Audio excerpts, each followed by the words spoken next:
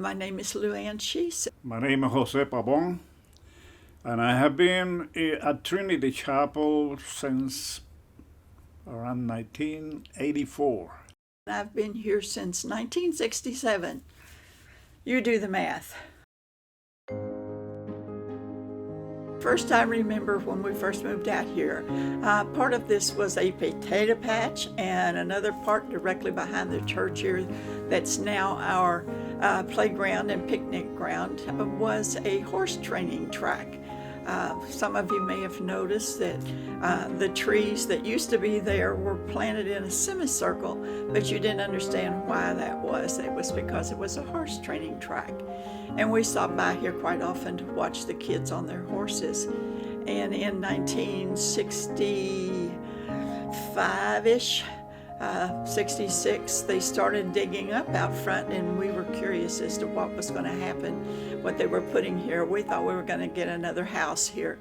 But after they started building, it was very obvious this was not going to be a house. And finally there was a little, like a 4x4 sign out front that said Trinity Chapel, Kurt Davis, Pastor. And so we still were sort of at odds as to what it was going to be, what kind of church. It was pretty obvious at that point it was going to be a church. So that's the memories I have of some 50-some years ago. Well, in those days, in the 80s, early 80s, when I came into this church, we have only two small buildings, the chapel that we have presently and the fellowship hall, which we call it the cafe now. And everything else was open fields in here.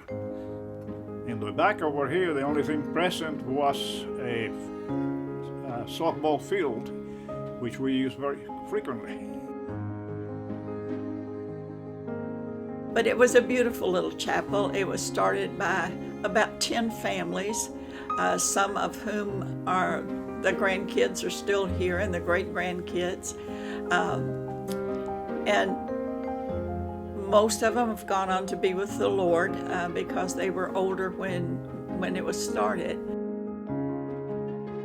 So I used to work a lot with children here, and I was telling to some 5- and 6-year-olds the story of Jonah, and my questioning period, I asked the open question, what happened to Jonah when he was thrown out of the boat? And a small child on the back was eagerly standing and waving his hand. He said, I know. He got wet. So that was a good answer there. I totally enjoyed the church services. I had not been into a Protestant church for quite a while. And I loved the old hymns. We sang the old hymns. And the pastor at that particular point was a good pastor. He was a good preacher. The people that were here were so loving. I remember the first time I walked in for a vacation Bible school commencement for my two oldest ones. I just felt the love as I opened the door and walked in.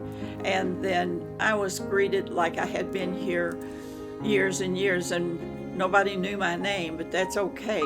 I was their friend.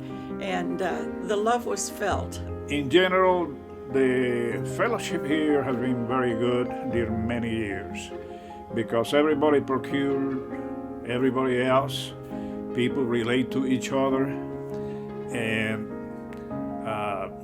very accommodating from every kind of organization, from every place in the nation and every place in the world, really.